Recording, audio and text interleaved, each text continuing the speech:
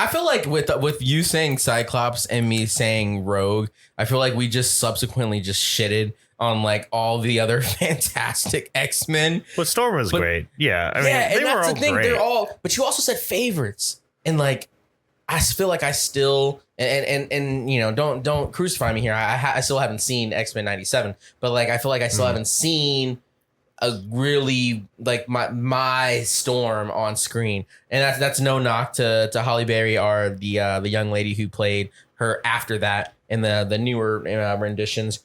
Just saying, like, I feel like they haven't done what they really could have done with the character Storm. So like, and you can say that for tons of other mutants, you know, there's so many of them and they all have really cool and unique storylines and whatnot, but there's only so many movies, man. Yeah, there is. Speaking of the X-Men movies, my favorite, I really love Days of Futures Past. That's a really good one. Yeah. I that's think like it's solid. you can't argue that's not a good movie. It's a good movie. Yeah. First Class is pretty up there for me too. I don't know. I just liked seeing the young, like Michael Fassbender, being Magneto and the young Charles Xavier, with what's his name? The dude from the M. Night Shyamalan film. I really can't think of his name. Nope. He's oh God. We're just gonna fight through. Nope. I'm sorry. I know his name and I know who he is. James McAvoy. That's it. Oh, okay. You could have said one of the movies. Or said it was Professor X. I could have told you it was James McAvoy. I said Charles Xavier. Oh, you did? Yeah. Maybe I just zoned there. I think you did. I might have zoned. It's okay. But I don't know. I liked seeing those interactions. I liked seeing Days of Futures Past, kind of like bringing those two worlds together, you know, because it was like kind of the first multiverse stuff, you know, that we see in these movies. Oh, don't say that word. I get that. Kevin Feige's ears are burning right now. You better hold off, buddy. All right. I don't think they are. It's a tabooed word right now. No, it's But yeah, that movie was always good. Futures Past was always good for me. Just kind of sitting on the edge of the seat to see what would happen, and if they could get it done. But then the Deadpool movies come around. What is your thoughts on Deadpool 1 and 2? I did not see either in the movie theater. I was very against. I don't want to say against. It just sounds just like mean-spirited. But I will say, I mean, I was like a teenager, man. It was like high school when Deadpool 1 came out. You know, I think we might have been like sophomores or juniors in high school. Because it was like maybe 20. I thought we were in college. It was either 2012, 2013, or 2014, Deadpool 1. I don't maybe think, not I think 2012. It's 2015. I don't know, but it was around that age. We were still pretty young. We were young. We were pretty young. And I think I was just like, I'm angsty and I'm like, man, I don't like anything.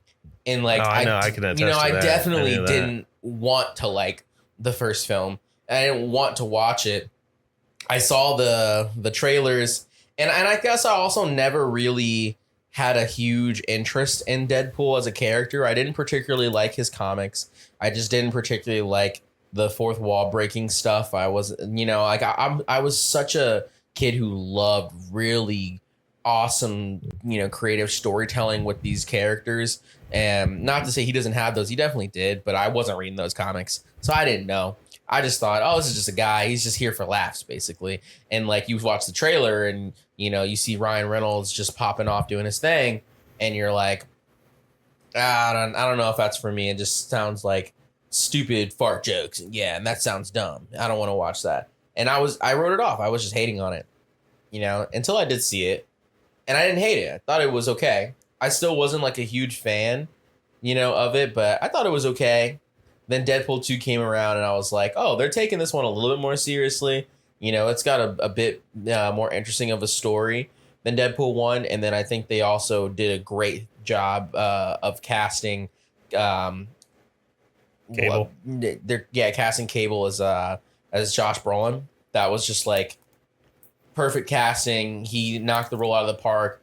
And I want to say that was after Was that after him doing Thanos? Yeah, I think it was right after he did Infinity War. Yeah, honestly. like I don't think Endgame had came out yet, but yeah, I think Infinity War did come out. So like we had seen him, we knew, and we had that hype, being like, oh, Thanos is now in this. Like, Yeah. so that I'm sure that helped and brought people over, and he Yeah. did a fantastic job, and that made me also want to go watch it. So I'm like, oh, this is cool. This is cool. Still not one of my favorites, and I still wasn't like over the moon, Mhm. but I like them both. You Yeah. know, they're not in my top 10 of Marvel movies, but they're definitely not my top 10 worst or least favorite. Yeah. either. No, they're good popcorn flicks. You know, they're good to Yeah. sit down and kind of just revisit and just laugh at some of the jokes that are. They're fun. They're They're fun. fun. They're fun. Yeah, They're they're funny. fine. Yeah, they do their job well. I will say that I do like the first one more than the second one. I like the tone shift of like the second one trying to be a little more serious, but because of that, I think it made the jokes less funny. Mhm. And just made it felt like Deadpool had to be funny or was trying too hard to be funny. And Yeah. it just kind of like I laughed at some of the things, but it just made me go like, okay. But we did get like really good. Like I love the X-Force scene. Like the X-Force Oh scenes yeah, are everyone so loves funny. the X-Force scene. I feel like that's just such a standout in that film. Yeah, that was it. But that's they showed that in the trailer, So Fair. I feel like they showed all the funny bits in the trailer, and then everything else came out of that, and it was just kind of like, okay, well, it is what it is. I think this Deadpool 1 and 2 are solid films. They're nothing too crazy, except they break the mold when we were having so much frequently like this is what a superhero movie is. Yeah, I guess that is a good thing to point out as well. The Deadpool movies were the only like break in the monotony of an MCU film at the time, because I don't think What If had came out at that point. No. So we really only had MCU films, and I don't even think we had our first MCU TV show, which was what? Was it WandaVision? WandaVision was the first. Yeah, that hadn't came out in between Deadpool 1 and 2. So you're right. Those two movies did serve as like our only real break from that. Yeah. And I think they did fine. I don't think I agree. I think they did a good job. Logan also bringing that up, we got to talk about Wolverine.